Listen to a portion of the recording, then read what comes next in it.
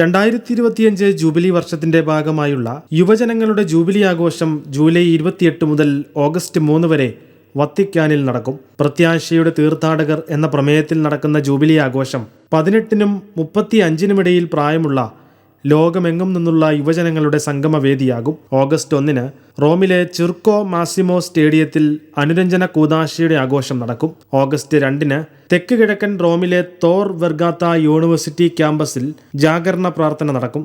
3 രാവിലെ നടക്കുന്ന വിശുദ്ധ കുർബാനയോടെ ജൂബിലി ആഘോഷങ്ങൾ സമാപിക്കും. ജാഗരണ പ്രാർത്ഥനയിലും വിശുദ്ധ കുർബാനയിലും ലിയോ 14 പാപ്പ പങ്കെടുക്കും.